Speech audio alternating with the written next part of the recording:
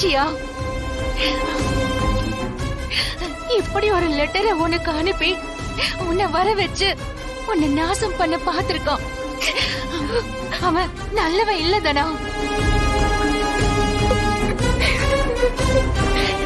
இந்த உண்மை உங்க அப்பாவுக்கு தெரிஞ்சு அவர் தாங்கி பாராடி. இப்படி ஒரு வீடியோ இருக்குன்னு தெரிஞ்சா அவர் உயிரோடவே இருக்க மாட்டாரு. அவருக்கோ உனக்கோ எதுவும் ஆக கூடாதுன்னு தான் மாயாவும் கதிரும் எல்லா பழியையும் அவங்க மேல போட்டுக்கிட்டாங்க.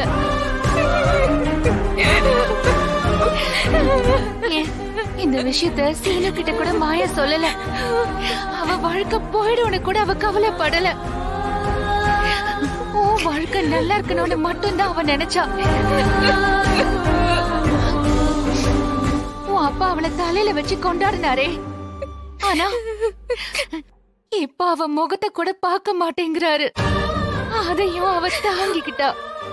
எல்லாரோட திட்டையும் அவ வாங்கிக்கிட்டா. எல்லாம் எதுக்காக?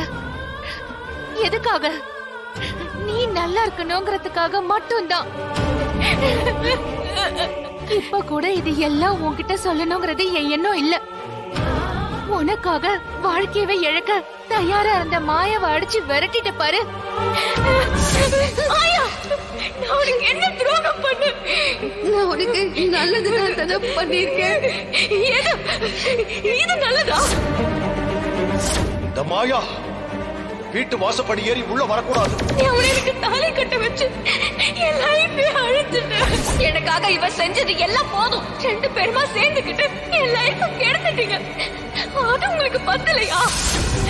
ஐயோ, எவ்வளவு பெரிய தப்பு பண்ணிட்டேனே. தப்பு பண்ணிட்டேன்.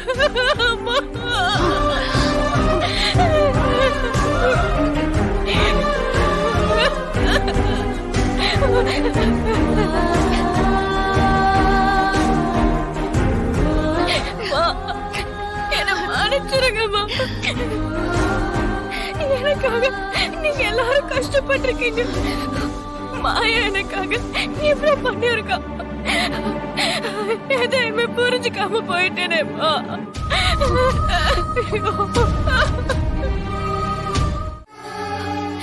குடும்பமே அழிஞ்சு போயிருக்கும்க்கா.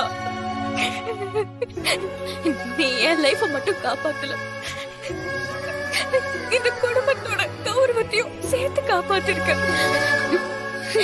இது புரிஞ்சுக்காம நான் போய் ஒண்ணு திட்டி படிச்சிருக்கா. நான் உன்னை ரொம்ப ஹர்ட் பண்ணிட்டேன். இதுக்கு சாரி எல்லாம் சொல்லிக்கிட்டு நான் தான் சொல்லிட்டேன்ல, எனக்கு உன் மேல 1% கூட கோவம் கிடையாது.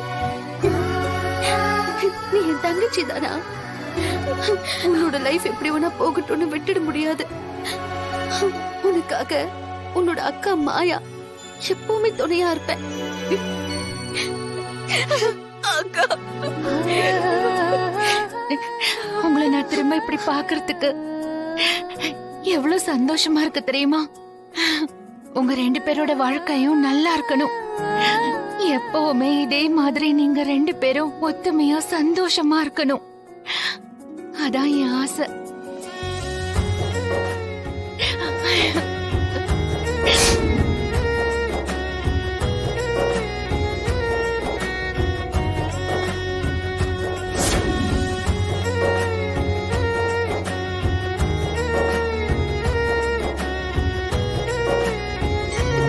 இனிமே நாங்க எப்பவுமே ஒன்னாதாமா இருப்போம்.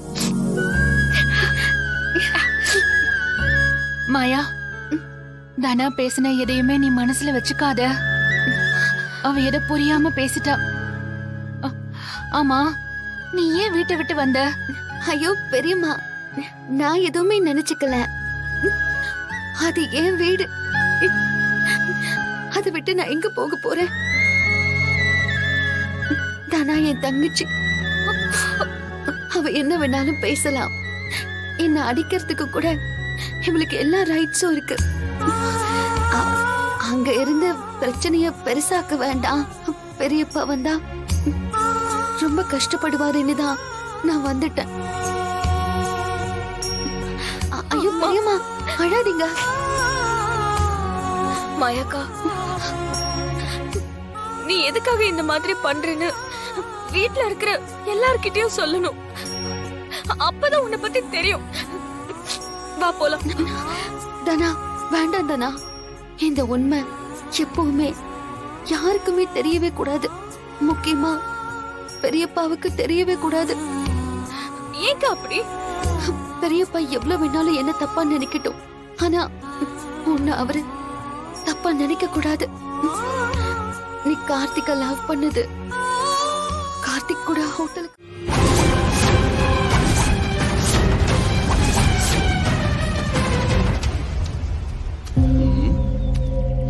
என்ன சார் சொல்லாம கொள்ளாம வந்திருக்கீங்க?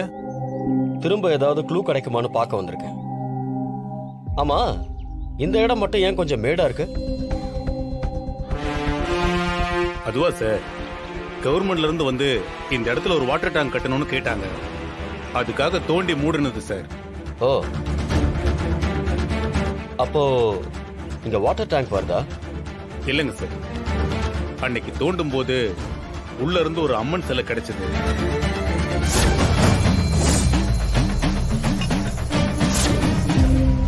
அதனால ஊர் மக்கள் எல்லாருமா சேர்ந்து முன்னாடி எங்க கோவில் இருந்திருக்க வாய்ப்பு இருக்கு, அதனால எங்க வாட்டர் டேங்க் கட்ட வேண்டாம்னு முடிவு பண்ணிட்டோம். அவ்வளவுதான் சார். அப்போ இந்த இடத்துல குழி தோண்டினது ஊர்ல இருக்கிற எல்லாருக்கும் தெரியும்ல? ஆமா சார், தெரியும்.